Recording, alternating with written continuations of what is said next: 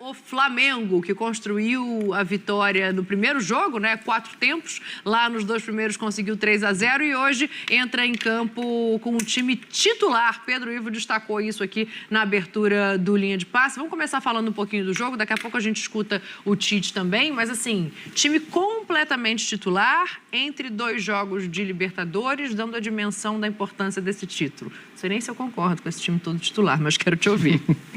Cheio de opiniões, Daniela. Gostei. Já disse, já vou dar um spoiler aqui pra só um vocês. spoiler. Não concordo. O Tite ele cumpriu o protocolo de que, se você acompanha o trabalho do Tite, o discurso do Tite e o que foram as últimas semanas, o Tite fez o que dele se esperava para essa final, de respeito ao adversário, respeito à final, respeito a uma taça que pode ser conquistada. Todo o protocolo foi cumprido. Faltou o detalhe final, que era entrar em campo ali no primeiro tempo. Estava tudo muito bem combinado para ser campeão hoje em campo. Mas aí foi um primeiro tempo. Eu acho que tem um detalhe, não é só aquela coisa, o Flamengo entrou acomodado porque fez 3-0 no início. Talvez um pouco também. O Nova Iguaçu tentou jogar. Sim. De novo. Sim. De novo.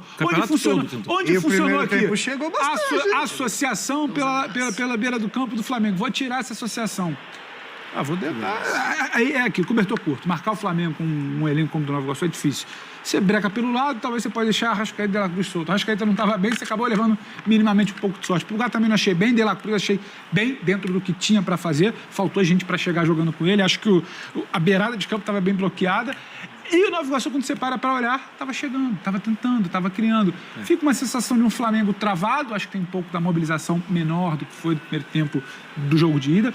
Um jogo travado, e aí que no segundo tempo é uma mexidinha, uma pecinha, solta o Ayrton Lucas onde ele gosta, bota o Bruno para fechar por dentro, uma bola assim que o Bruno entra, finalização de rara felicidade, e aí era só esperar o tempo passar para essa cena, levantar a taça, tudo mais. Agora, dá para levantar uma vírgula de crítica ao Tite, ao Flamengo, porque eu não acho, porque escalou titular, porque não sei o quê, porque o retrato hoje é isso aí, o Flamengo é campeão carioca, e o Flamengo faz um campeonato que vai ser debatido durante muito tempo pelo time titular que não vai tomar gol, pelo título invicto que você não sabe quando vai ter outro título invicto, você pode ter até título, bi, tri, tetra, penta, o que tiver, mas o título invicto é interessante, e o Flamengo, em nenhum momento do campeonato, você olhou para alguém e falou, esse time aí deixou o Flamengo nas cordas, esse aí foi difícil, esse aí tirou o Flamengo da zona de conforto. O Flamengo controlou o campeonato, negociou a escalação, negociou a intensidade de jogo, negociou o que ele quis fazer. Sim, o debate que tirava bem o pé. O debate sobre o time titular, eu não acho que seja nem por hoje. A gente vai se debruçar. Será que era para ter entrado o time titular contra o Milionários? Aí se perde alguém para hoje e para jogo contra o Palestino e depois para início brasileiro contra o Atlético Goianiense. É muito mais como talvez pudesse ter negociado minutagem na Colômbia e hoje. Isso aí tudo bem. Agora, time titular hoje, absolutamente dentro do que é a coerência de um bom trabalho do Tite. E que ele é qualificado, treinador competente, muito acima dos outros. O Fluminense, que é o atual campeão da Libertadores, estava na competição, para ninguém tentar desmerecer. Sim. O Botafogo estava, o Vasco estava, o Nova Iguaçu de muito bom trabalho também estava. Campeão da Libertadores sobrou. E o Flamengo sobrou. É mérito. Na semifinal. Talvez fique um pezinho menor, porque de tudo que a gente viu hoje, era Bahia, era Cruzeiro e Galo, era Palmeiras e Santos, isso aí já estava resolvido. Você podia dar uma olhadinha ali, dar uma espiadinha e é muito pelo que o Flamengo fez, não é pelo que o Flamengo deixou de fazer. Então, só pra gente não confundir. Tem papo, mas o Tite foi coerente com o discurso dele. Você pode gostar ou não do discurso. O respeito ao título estava ali. Tem 1000 formas de dar recado, né? Tem um recado verbal, que você fala na cara da pessoa, assim. E tem um outro recado que é, esse trabalho é um trabalho meu, é um trabalho de seriedade, é um trabalho de respeito, e vamos jogar com o time titular. É pro grupo entender também. Tem uma forma de passar o recado. Por mais que... Nossa, que risco, hein? Podia ter machucado alguém, podia ter saído 3. Não digo nem machucado, mas o Pedro... Desculpa, Marra, vou te devolver, não, claro. Mas só para fazer uma colocação. Eu não digo nem ter machucado, mas o Pedro destaca, assim, um Arrascaeta não tão intenso como nos últimos jogos, um Eric que teve abaixo do que poderia. Tem uma questão física também aí. São jogadores que têm estado muito em campo. É isso. Talvez no intervalo pra mim, Pra mim, a questão, Marra, é mais o momento que ele faz as substituições. Porque eu tenho falado muito sobre isso. Com 5 substituições, hoje você consegue fazer a gestão do... Você consegue tirar um por setor do campo, 2 de 2 setores e um de um, e fazer esse giro. Eu acho que nesse sentido demorou. Mas aí também tem que entender qual que é o planejamento interno, porque querendo ou não, você já não tem a viagem na semana. Por exemplo, o Atlético Goianiense, acho que quase certeza que o Flamengo vai... E se você olhar para Palestina e Bolívar... Não. Então... E se olhar para Palestina, especialmente... Pro Palestina, o jogo contra o Bolívar, desculpa. Pro Bolívar, não. Não é o jogo. Se você olhar para Palestina contra o Bolívar... 4-0 Bolívar na casa do Palestino. Sem altitude. Sim. E nada mais Tite que isso, né? É a cara dele. Coerente, inclusive, nas coisas que a gente contesta. E tem nada mais Tite também do que confirmar esse título aí. O Flamengo queria alguém que chegasse lá para confirmar título, que todo mundo acha óbvio e não vem às vezes. E acho que para início de trabalho, ele precisava mesmo desse carimbo. Acho ótimo. Acho que o carimbo é todo o contexto de cada estadual, né? O Flamengo, e até comentei aqui rapidamente para passar para o Celso, tem um peso político, tem uma conotação política nessa vitória hoje. A escalação ela é negociada assim, se vão querer falar ou não, mas a escalação ela é negociada, ela é conversada com a diretoria. Não é que a presidência escalhe o time, mas o Tite entendeu o que é esse carioca de um time que não venceu nada no passado e estava sendo muito cobrado, e o que é essa diretoria que não pode pensar em não ser campeã esse ano. Então também tem isso, o Flamengo precisava fazer uma festa, chamar uma festa de só estadual, é menos, é óbvio, é um time que tem que conquistar esse tipo de título mesmo, mas não fez nada disso em 2023. E tomou muita pedrada por isso. Então, é melhor acordar amanhã em paz do que viver mais um... Pô, mas nem o estadual tá ganhando, não, mas é porque estão planejando aqui a Libertadores, aí depois não pega a Libertadores, não pega a Copa do Brasil, não pega o Brasil, não pega nada, o ano acabou. E tem um negócio que para muita gente é muito sagrado, né? Tem gente que prefere até a eleição do que título. Tem eleição esse ano, isso vai pesar. Precisava todo mundo aí nesse ecossistema, o Tite, os jogadores, a diretoria, todo mundo estava precisando levantar essa taça. Hoje era mais a festa do que qualquer coisa. Ser poupado do jogo talvez fosse ser poupado da festa, além da presença, do calor, golaço, hein? do calor da coisa. E não adianta, olha, pode...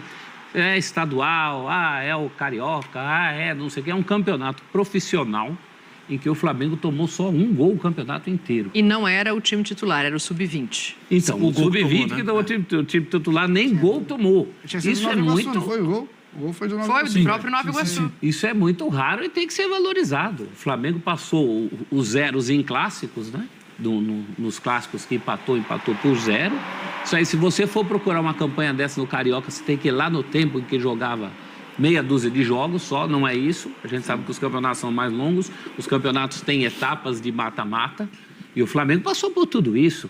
É um trabalho que começa muito bem, com muito potencial. Eu acho que mais o meio da semana é que ficou aquele gosto ruim da cobrança em cima do Milionários, de quem acha que Libertadores vai ganhar todos os jogos de goleada.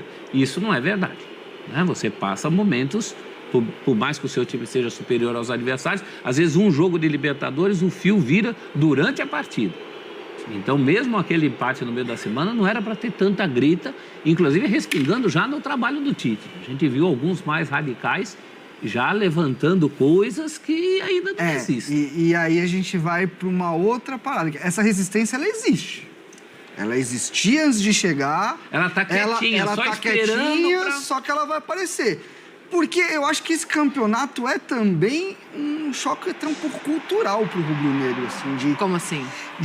Qual que é o DNA do Flamengo? Qual que é a maneira de jogar que o Flamengo gosta? O time pra frente, o time solto. Ter a bola e dar o espetáculo. Exatamente. É o que a torcida espera, mais E do aí que a só gente os fala de títulos. boa parte da torcida que ainda tem a imagem do Tite 2011, 2012, que realmente aquele Tite era retranqueiro. Aquilo eu concordo.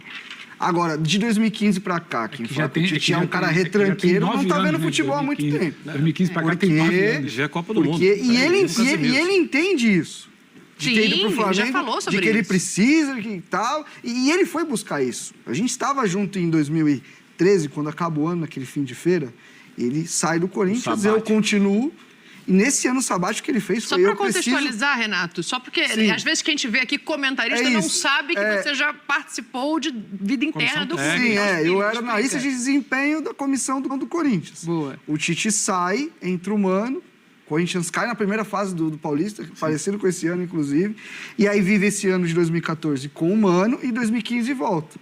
O Tite que volta em 2015 era outra ideia. Sim. É outra coisa, não. Se modifica. E eu acho que eu tenho certeza que ele falou pô, eu preciso sair dessa pecha de ser um cara defensivo, eu preciso ter mais repertório ofensivo. E ele já mostrou isso. O time do Corinthians campeão brasileiro 2015, que eu venho pra cá depois do título brasileiro, já é um time que a gente vê que inclusive acho que é um dos times que melhor jogou nos últimos anos aí, quando ele teve material humano, ele nunca se negou a jogar um pouco mais aberto. Sim. Nunca.